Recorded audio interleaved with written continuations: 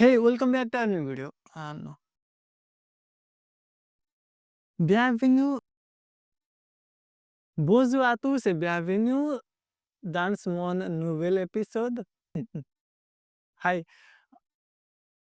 hello guys, welcome to. 2,000 years later. Hey, congratulations on being selected as the Erasmus Mundus Scholarship. It takes a lot, and you have made up to this.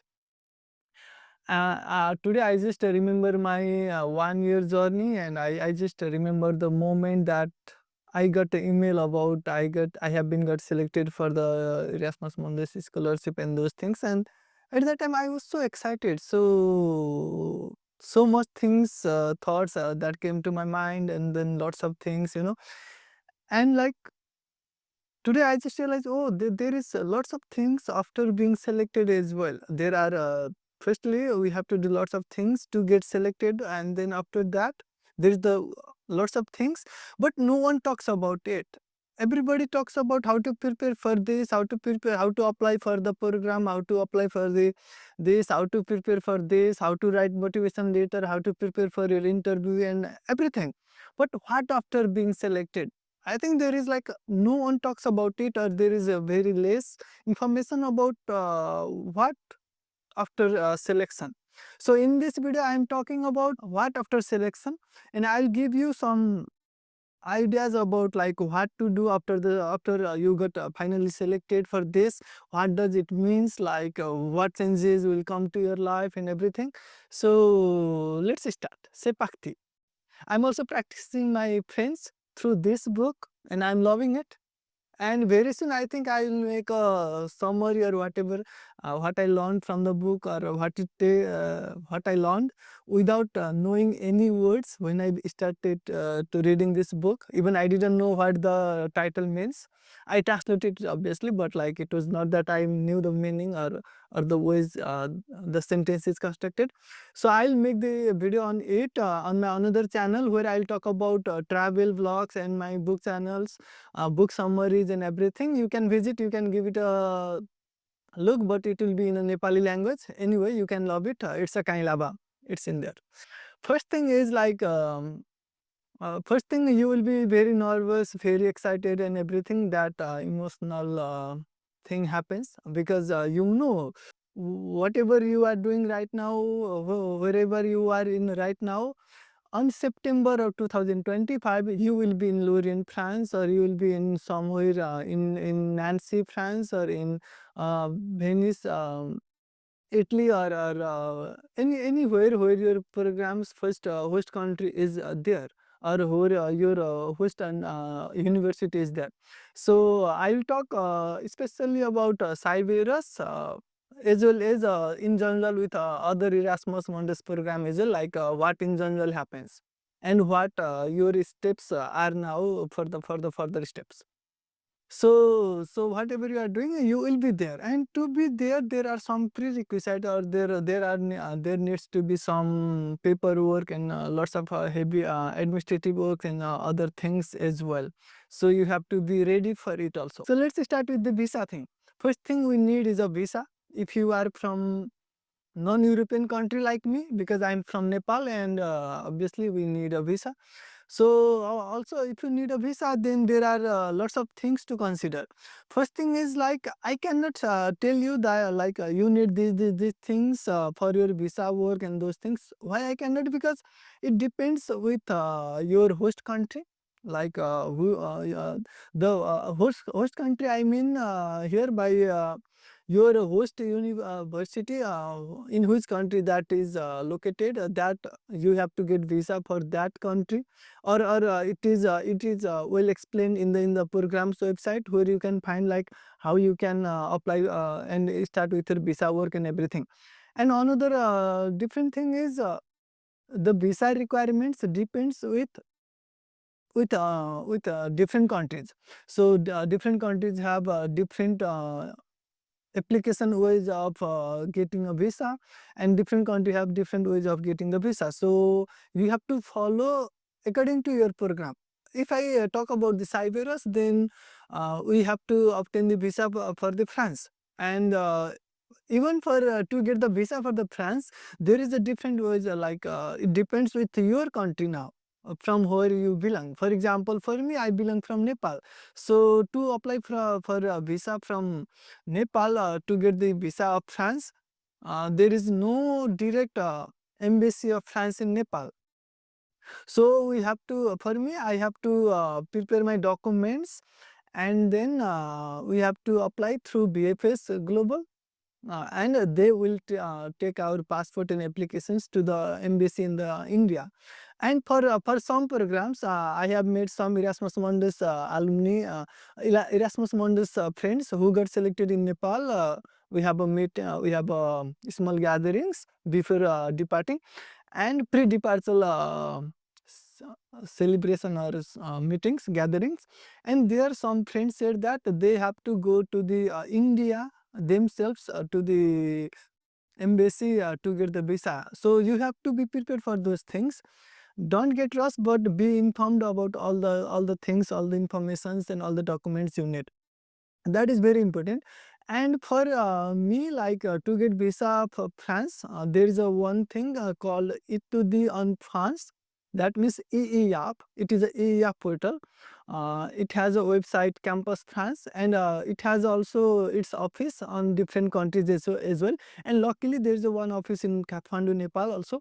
So the thing is, first, you have to go to there, and you have to give all your academic documents and everything to them, and they will validate you. You have to upload all those documents on their portal, and then they will validate your academic documents, and they will give you a one certificate, kind of a PDF certificate, that will tell you that you have been accepted to French university to complete your higher education, higher study. And now you can apply, and you have to attach that document to your visa application.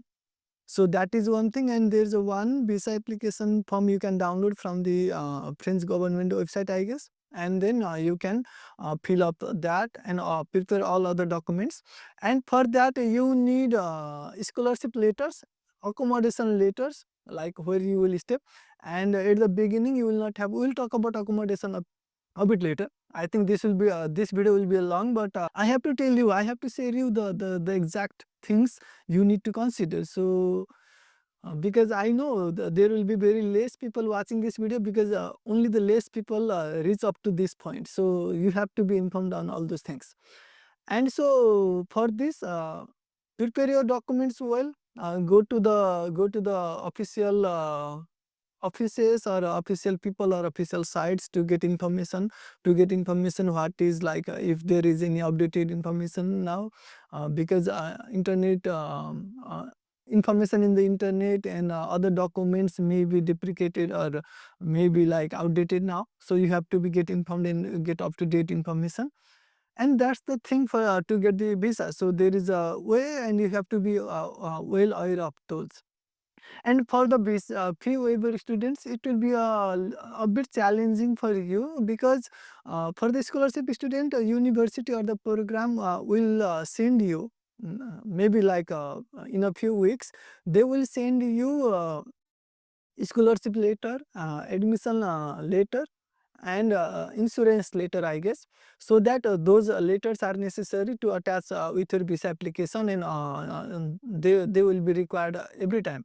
So that will be easy for you to attach your scholarship letter and those things. But for few waiver students, because some of the few waiver student also message me, like asking the question. So for you, it will be a little bit challenging, I think, to show your financial statements. I don't know, like again, it will be depend with the countries and all those things, that how much of monthly or how much of your financial statements should be, or you have to be showing them. But you need to prepare your financial documents also, and other things. So it will be a bit challenging for you, but prepare them in advance. Be aware of all those necessary requirements and all those things, and then prepare them in advance. Be informed. If you are in doubt, you can reach out to the program's member, or alumni, but be sure that before asking questions, be well prepared. Like for example, some people come to me and ask me like very such questions that they can themselves find in internet or something. If you ask such questions, then it will be really like not likely to be get responded. So be curious, be research on yourself, try to find it yourself as hard as possible, and go to them as a last resort. Don't go to them just like they are there and I'll go and knock them for help or for this, because they are doing on their own. And then my first approach is like not to involve anyone for this if I can get it done myself. If not, at the last resort I may reach to them. So go like this. Just don't go like this because you have them and then they can help you. It's not always that way in some cases. So it's all about visas things. And especially your program website has all the details about like how to get visa and all those things. Read them again and again, because we'll not get the points directly. For me, like if I remember myself 1 year ago, it was like I think I remembered, but I know the things when I read those, but when I see now, they make sense totally different. At that time I understand it differently, and now I understand it differently, and I now understand it better. So read it again and again, go through it, what does it mean, what type of document and all those things. And then yes, and for another important thing is you need to apply for your no objection certificate later from your country if it is applicable. And another is you have to get your birth certificate translated and stamped from your consular office or foreign offices in your country. So make those things, prepare those things. Your birth certificate is very important, don't forget that. Let's talk about language. These are all are about visa. Let's talk about language. So Europe and all European countries are known for their special cultures, their cultural belongings, and their language.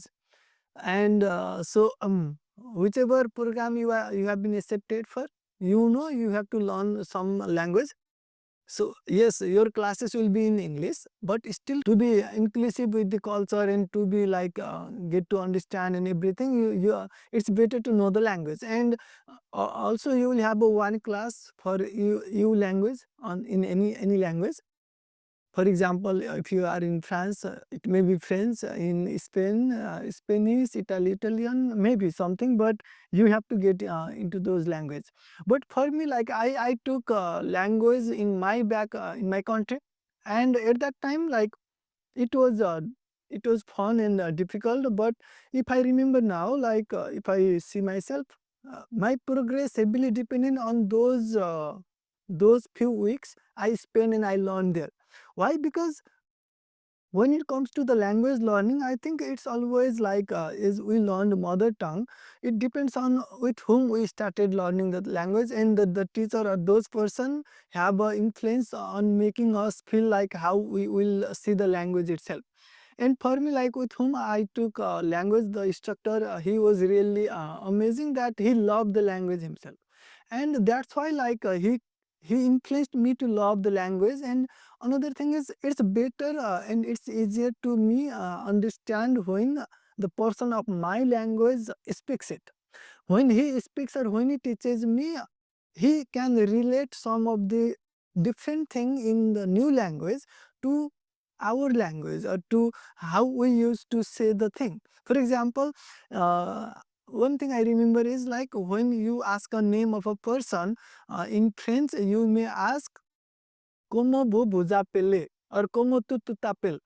That means if you translate it in literal English, it is not "What's your name?" It's like "How do you call yourself?" So and these are the interesting thing I find it. And another interesting thing I found at first is like everything is masculine and feminine in French, and I found now in maybe in German, in Italy, and other European language also. So for example, everything like this chair, this table, everything is masculine, feminine. Over the time, we'll get the idea of it, but like it's not. rotting and getting the things, but it's like over the time we may be familiarized with it, with some techniques and those things. But at first, in my language, there is no concept of making a table or masculine or femina. So that was the new concept for me. So similarly, go for it. Go take a language class. Get familiar with your language. At least be on introductory level so that you can introduce yourself. At least you can say Zuma Pel Siva or something like that. At least you can understand a little bit or do that. So yes, Duolingo is a good choice, but I see like it has a lots of advertisements nowadays. Yeah, you can use a crack version. I have seen some people using it, but it's not recommended, or you know the consequences. And yes, and you can try otherwise also, but at first I suggest you go for the instructor so that you will get the basic idea of pronunciation and all the other things. So it's all about the language. Be prepared for it. At least give it a little time. And okay, looking for the apartment. So when you move in the September, it's still like there are 3-4 months, maybe 5 months. Calculate yourself.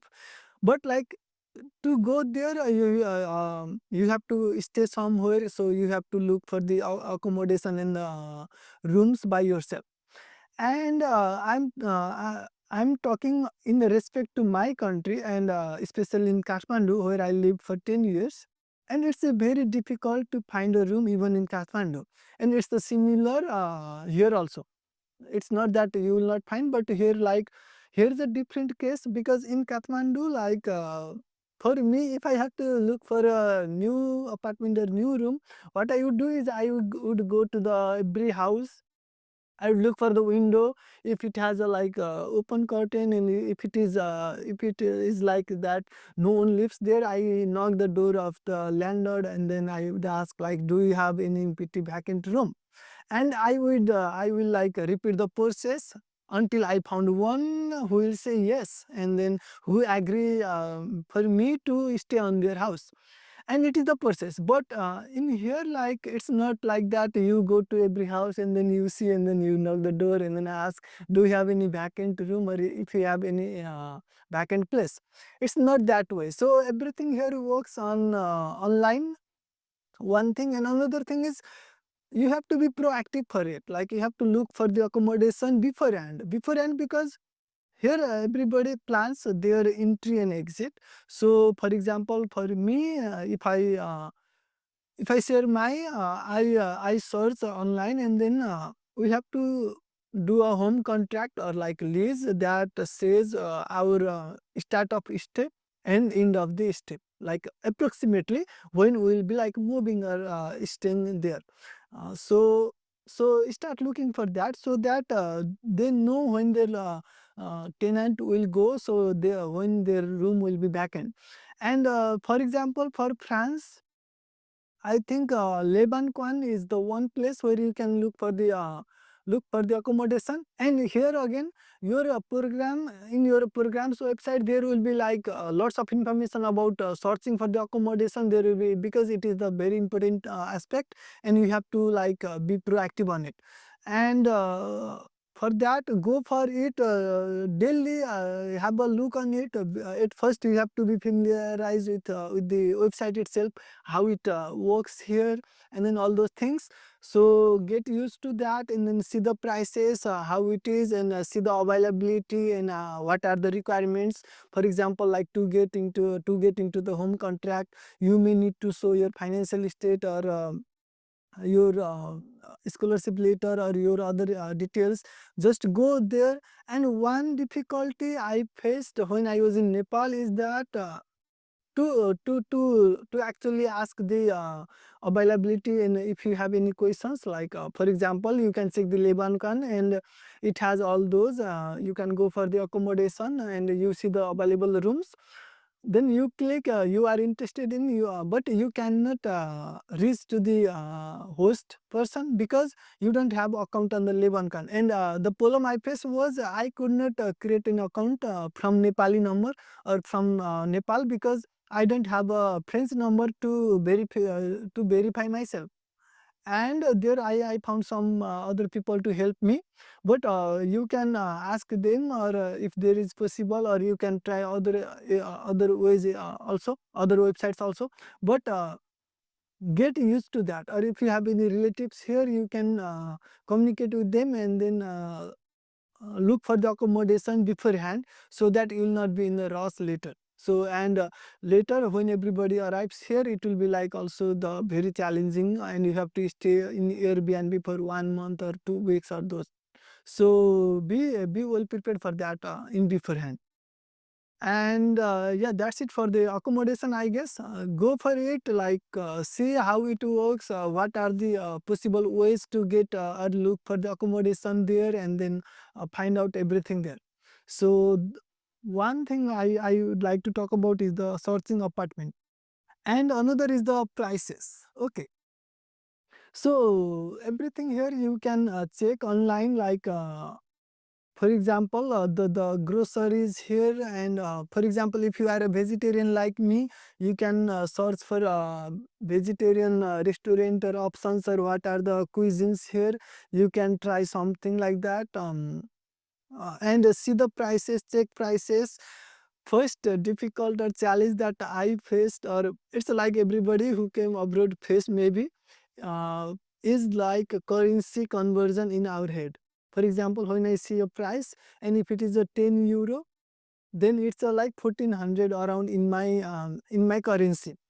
Then like every time when I buy something, I remember that, oh my god, I can get that in 1 euro in my country, but here I'm paying 10 euro. And this happens for a moment, for a few months, that to get used to. So right now, like, go for it, check it, and what are the like expensive things here, and those again here is like, when I also tried looking for those things when I was in Nepal, but I have no idea like how to, what's going on, because I have no idea how market or supermarkets works here, and how they are really organized or structured. So that was one challenging for me, and I really didn't get like what are those ways. So go for it, like check the supermarkets in Europe, and you will get the idea, and then you can check in the map as well, and then try that. And another thing I tried is like, I searched the university, and there's a one like you can walk or go around in the 3D space in the Google map. You can try walking here and there, and you can see the streets, and then those things very easily and nicely. So you can try doing that.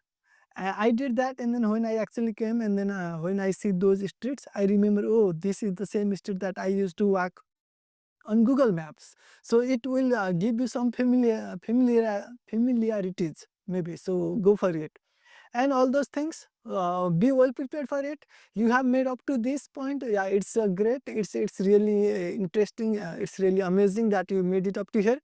But afterwards, like everybody congratulated you, everybody gives you a huge congratulations, wow, go for it. But up to here, like you have to work yourself, you have to figure out yourself. Now it's a like thrilling moment as well a challenging moment. Accept it and go for it, be prepared for it, always open to learn everything, and then seek opportunities, look for everything that, and be well prepared for it. Start like making your mindset, and just little by little, day by day, every day. And most importantly, talk to your parents, meet them often, because you will not be able to like see them after a while. So be kind to everyone. Yeah, that's I don't need to remind you. So you are always, go for it, learn yourself, learn those things, prepare yourself mentally, physically, emotionally, everything, like whatever ways you need to support, support yourself first. Go for it, make yourself like how you gonna make it. Talk to yourself if you need some like ways to motivate yourself, or some ways to see yourself. Go for it. The journey ahead is like really amazing. I wish you very luck, and I wish you well success in your journey. So thank you so much for watching up to here, and I wish your journey will be amazing, as amazing, then thrilling, and like very explorative and interesting. So I'm happy for you. I'm happy for you that you made it and you will made it further. Thank you so much for watching this video again. And I'm really happy for you that you made it. You will make it anyway. So go for it.